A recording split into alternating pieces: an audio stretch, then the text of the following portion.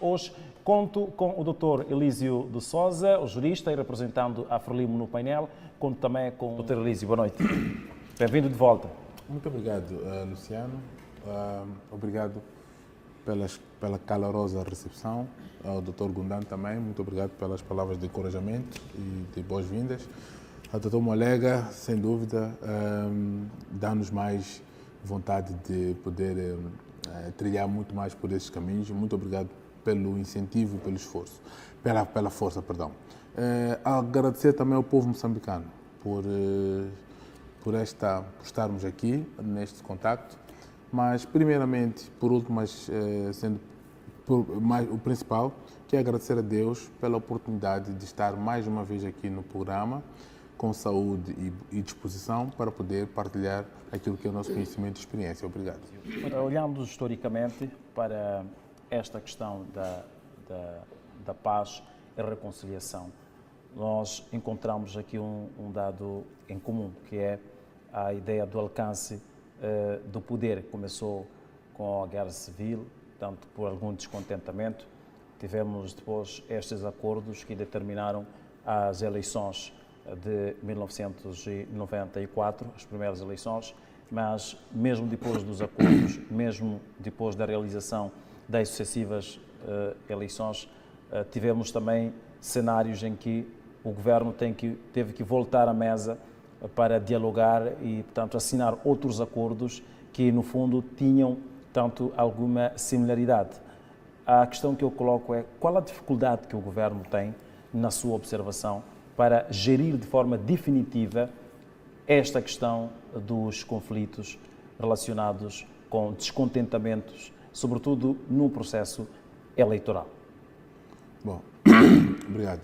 De facto, fez um bosquejo histórico apreciável em relação a esta situação, portanto, ligada aos avanços e retrocessos destes acordos.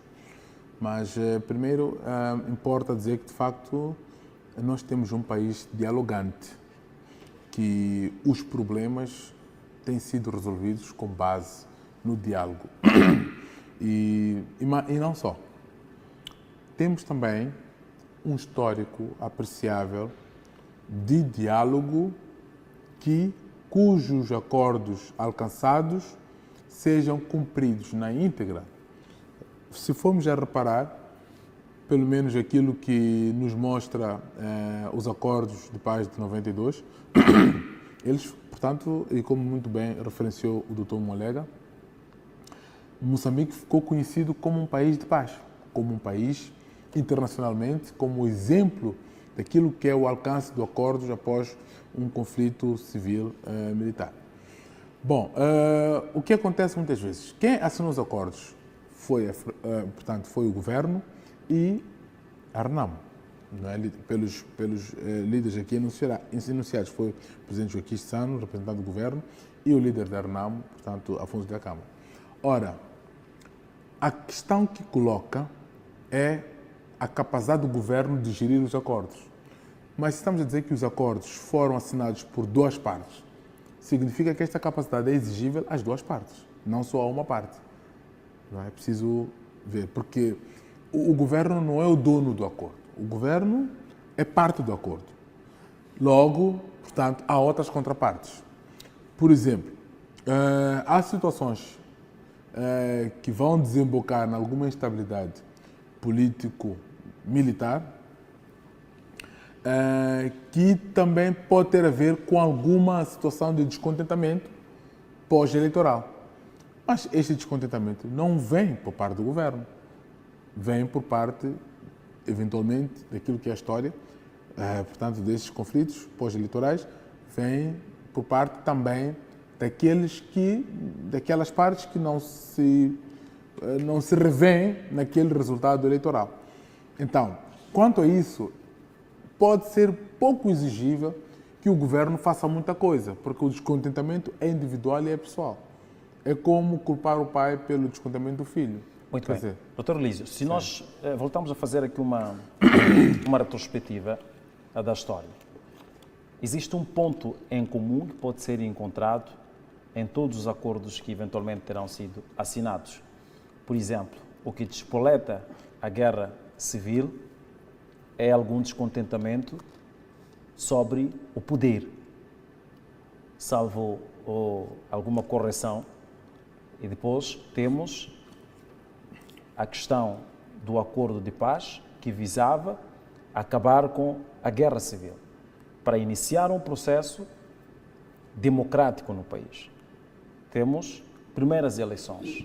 Depois das eleições, houve discórdias. Tivemos mais eleições, discórdias. Até as últimas eleições foram assinados pelo menos 3 acordos depois do acordo de paz com a RENAMO.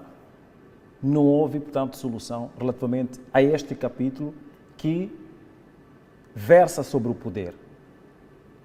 Temos agora o compromisso de diálogo político, também um acordo assinado pelo governo e pelos partidos políticos. O que é que está a tornar difícil a reunião de um consenso entre as partes assinantes destes vários acordos, quando o problema é único? O que é que está a tornar difícil este cenário? Por que é que estamos a ter sucessivos acordos que parecem não estar a resolver o principal problema que está a determinar os conflitos? Exato, obrigado. Eu penso que a resposta à sua questão está na própria pergunta. Disse que o problema é único. Que eu penso que este problema é o poder, é a gestão do poder. Quando todos, aliás, nenhum partido político vai às eleições sem querer gerir o poder, salvo raras exceções. Acredito que ninguém vai para perder. Ora, mas a capacidade de aceitar a derrota é uma qualidade de poucos, não é de muitos. Então, é preciso perceber isso.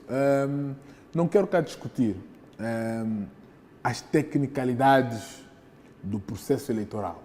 Isso, portanto, já estamos praticamente familiarizados e poderemos ficar o programa todo a falar disso. Portanto, os acordos sucessivos que vamos tendo é pela ausência da qualidade de aceitação à derrota por parte dos partidos que ficam envolvidos nesse processo. Parece-me que é um dos motes deste comportamento. Podem haver outros, por exemplo, a questão da desconfiança em relação às instituições que administram este processo, não é? Podem haver situações também de acusações de falta de transparência em alguns e outros, portanto, locais, portanto, de gestão das eleições, etc. Há também, quando disse também, a questão da própria organização legislativa do processo eleitoral, que é motivo de vários debates. Por exemplo, tivemos essa questão da gestão da intervenção dos tribunais judiciais distritais, como é que ela se processa, etc. Há várias opiniões, há várias correntes jurídicas. Mas é preciso perceber que essa questão não é só moçambicana, de conflitos pós-eleitorais. Nós tivemos, por exemplo, os 2 países, portanto, chave nisto. Tivemos Estados Unidos, que Donald Trump não aceitou os resultados, foi fazer a invasão, portanto, ao Capitólio, etc. Acabou como acabou. E depois ele acabou sendo eleito mais uma vez presidente. Tivemos Brasil também com o Bolsonaro, que agora está a responder a um processo que também teve um problema de não aceitação dos resultados, etc. Então, isto para dizer que não podemos moçambicanizar este problema. É preciso olhar para este problema como um problema estrutural político, não é? Que muitas vezes é preciso uma grande maturidade política para aceitar os resultados. Assim como aconteceu, por exemplo, no Malawi, não é? Tivemos eleições que, de facto, houve uma situação pacífica de transmissão de poder, da qual acredito que aquilo deve também a alguma maturidade política em relação aos contendores. Muito bem, vamos fazer. Ilísio de Sousa, qual é o ponto conflituoso que o país tem neste momento? Bom, neste momento, com base naquilo que está prescrito na Lei número 1/2025, há uma preocupação premente do governo moçambicano na manutenção da paz e na reconciliação nacional, por via do compromisso político para o diálogo nacional inclusivo. Este dossiê já está na fase da auscultação, já vai entrar para a fase da auscultação, criada uma vez criada a comissão técnica para o efeito e já escolhidas eleitas, pelo menos escolhidas as personalidades que vão integrar, portanto, os 21 membros desta comissão. Ora, falava aqui, portanto, o colega Molega da necessidade de integração de mais atores. Eu penso que isto não poderia dizer que é um falso problema, porque, na verdade, temos a base sustentável para que os moçambicanos participem na sua plenitude.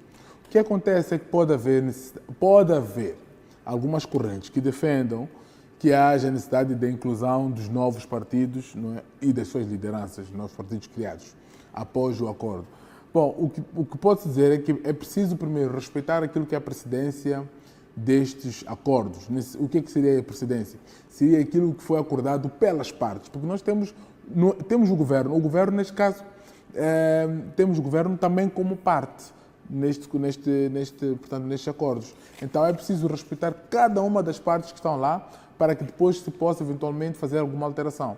Mas não existe, e este acordo portanto, este compromisso político é um acordo inclusivo. Significa que no processo da auscultação, todo moçambicano é suposto ser ouvido na sua plenitude. E vai-se fazer uso de todos os meios por aquilo que foi, portanto, foi o projeto apresentado, todos os meios de comunicação social e também os meios, portanto, informáticos e também de processamento de dados vão ser usados para, portanto, ouvir-se todo moçambicano. Significa que é uma inclusão praticamente total. E este processo não é só um processo de Moçambique, já houve na Turquia, na Irlanda do Norte, Cuba e vários outros países. África do Sul, também aqui ao lado, Tanzânia também teve um processo em que tiveram, portanto, processos inclusivos. Ora, o que apraz-me agora, portanto, referenciar é que os acordos, Moçambique é um país de diálogo, e os acordos visam necessariamente sanar as lacunas. E é natural que só podem haver acordos quando há dissídios. E estes dissídios advêm sempre de pluralidade de ideias. Significa que Moçambique prova mais uma vez que é um país com uma democracia muito elevada, em que há várias vozes na sociedade e que há necessidade de ouvir essas vozes e conjugá-las numa única para que o país possa andar à frente. Então, dizer que, olhando para esses acordos, não se pode olhar só para uma questão negativa, mas é preciso olhar também para aquilo que é o respeito pela Constituição, o respeito pelos direitos das pessoas. Posso concordar, Dr. Elísio, que neste momento, olhando para os acordos, olhando para a gênese dos acordos, as eleições continuam sendo um problema no nosso país? Infelizmente, temos ainda registro de conflitos pós-eleitorais. E ainda não se resolveu. Isso deve-se à falta de transparência do processo?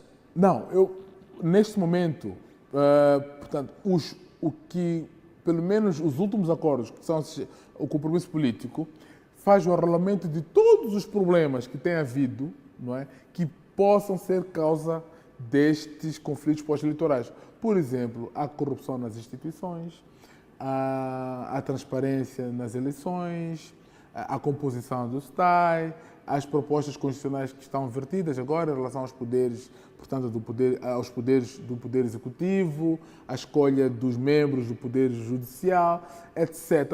Uma pluralidade de situações que foram, portanto, identificadas com base em estudos empíricos que possam ser estes, portanto, depois revistos dentro deste compromisso político para que possam haver todas estas situações. Então, espera-se que depois dos acordos políticos, depois deste processo terminar, já se possa ter as eleições, por exemplo, de 2027 ou a de 2029, possam ser, 28, portanto, sim, exato, possam ser, digamos, possam ser melhores em relação àqueles que são os processos anteriores. Doutor Elísio, qual é a solução que sugere relativamente ao pacote eleitoral para evitar-se os conflitos pós-eleitorais?